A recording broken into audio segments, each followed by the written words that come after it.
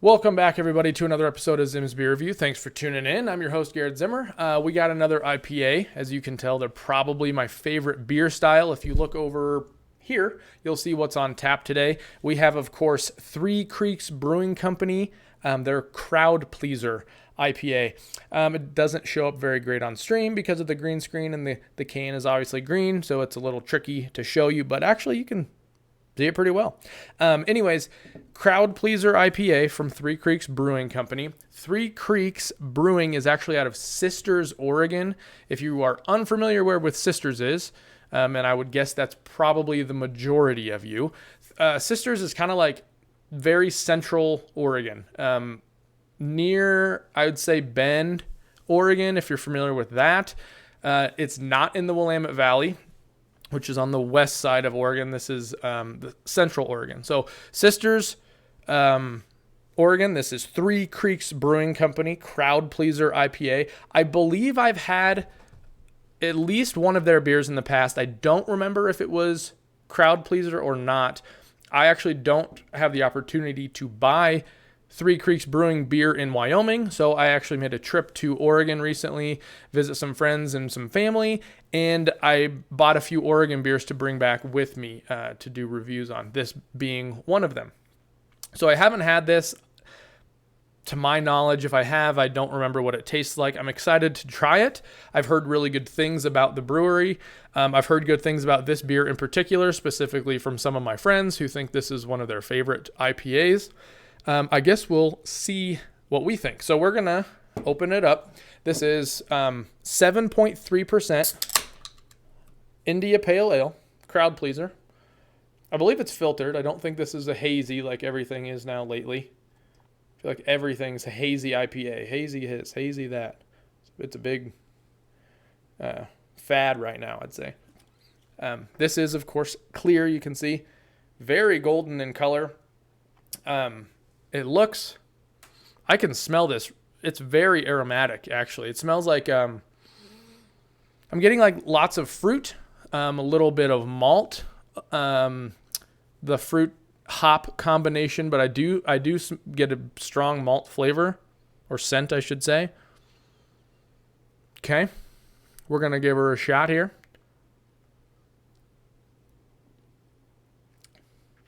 Ooh. Kind of fruity, pine flavor is in there, almost like I guess pine. Yeah, it's like floral, but foresty. You know what I mean? It's got that. It's weird to describe. If you've had a beer like this, you know what I'm talking about. It has very piney notes to it, very fruity flavor. I'd say a little dry finish. Not super sweet towards the end. It hits you with that fruit flavor up front. Yeah, very smooth beer. Higher in the alcohol content range for beers overall, I'd say. This is right in line with a lot of IPAs, if not on the high end just a little bit. These ones will put you on your butt if you drink a six-pack. I could tell you that at 7.3. But it goes down really smooth. This is a very well-rounded beer. I'd say my only complaint would be the dry finish on the end. I wish it finished a little bit sweeter, a little more full.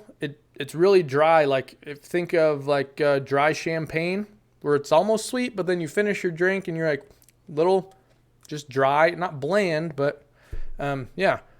But it keeps you coming back for more. This is a very tasty beer. While I continue to drink this here, we're going to pull up our website preview, show you their website, give you an idea of what they're all about. They have something really, really cool I want to show you, so please stay tuned. It's on their beer page. But before we get to that, I would like to remind everybody to please like and subscribe to the channel if this is something you're interested in. It helps me out immensely to gain those subscribers. It gets me in front of more eyes, and it lets me know what you guys like. So if you see a beer that you like, if you see a brewery that you like, please leave a comment, shoot me an email, anything you want. All that information is going to be in the description.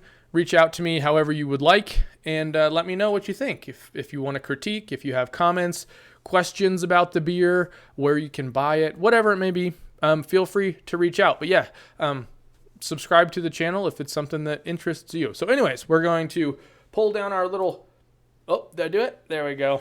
All right, this is Three Creeks Brewing, threecreeksbrewing.com. This is their main website, as you can see over my shoulder. One really cool thing about them, they're in Sisters, Oregon, relatively small brewery, I would say. I did a little bit of searching trying to find out where you can buy their beer, and I'm having a really hard time seeing where they're available at. A lot of breweries on their website will show where they're available, where they ship to and distribute. I had a little bit of a rough time trying to track that down, so I can say I know that they're definitely Pacific Northwest. I know they're a smaller brewery, so I wouldn't expect them to be nationwide, and I can say from experience that they at least aren't into Wyoming.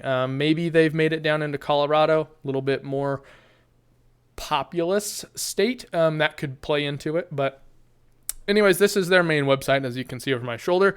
They have a restaurant and brew pub in Sisters, Oregon. I know they had a picture on here. There it is. You can come in, dine in, food to go. All that is kind of with the COVID stuff going on right now. But they do have food there, which is really cool. A lot of places will have a tasting room or a tap room, and all they do is serve beer. They actually have food and beer. So it's something that I would like to go visit. But one thing that I wanted to show you here, if we go to their beer page, Our Beers, I think this next thing I'm about to show you is something that every single brewery should start doing. It all encompasses their beers, when they're available, how you can buy them. It's genius to me. We're going to scroll down and show you what I'm talking about. Boom. Release schedule. This is obviously for 2019.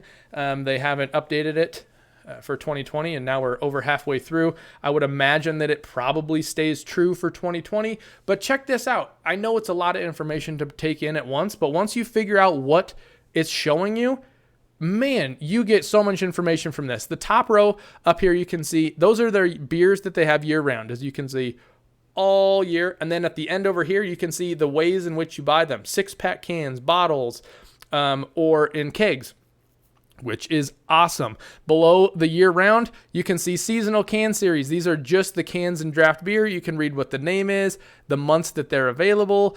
And it goes through all their series. The seasonal can Desperado series, which is something I'm not even familiar with, but just seeing it like this, seeing when they're available. We are in August right now, so it looks like the Anniversary Imperial IPA is available right now. Maybe it's just the nerd engineer in me coming out because I saw a cool chart, but I'm telling you, how handy is this? You could, if you wanted to have more of their beers, you could print this out and be like, oh, guess what's coming out in August? This one, this one, and this one. Oh, crowd pleaser. I really like that beer. Can I have it in December? Well, you sure as heck can, because boom, it says it, December right there. So I know I'm kind of geeking out on that, but I think it's cool. I'll move out of your way. So you can see over here the ways in which you can buy all the beers. 6-pack cans, bottles, like I said. I think that is super, super handy. And then obviously you can scroll down below that and see their year-round beers, read a little bit more about them: the Naughty Blonde, Hoodoo Voodoo IPA, the Fine Pine Chocolate Porter, and here's the Crowd Pleaser, which we are drinking today. A New Wave IPA with simple malt bill that showcases sought-after hop varieties. Mosaic and Simcoe, those are very floral, fruity, aromatic hops. A lot of IPAs tend to use Mosaic. And Pine, there we go. Pine, citrus. I think it's a very good beer overall. I think my only complaint would be that it is a little bit of a dry finish, but that's really me being nitpicky here. Overall, I think it's a delicious IPA. Super enjoyable. Really smooth. The flavor and the alcohol content are perfectly balanced. Some beers are low on flavor, high on alcohol content, or really high on flavor, and then they don't pack a punch behind it. This one kind of balances the two really, really well, with a really good flavor profile and aromatic profile at that, with substantial alcohol content, which may not be important to everybody, but hey, there's something to be said about a 7.3% alcohol beer. So anyways, I like this beer. I think it's good.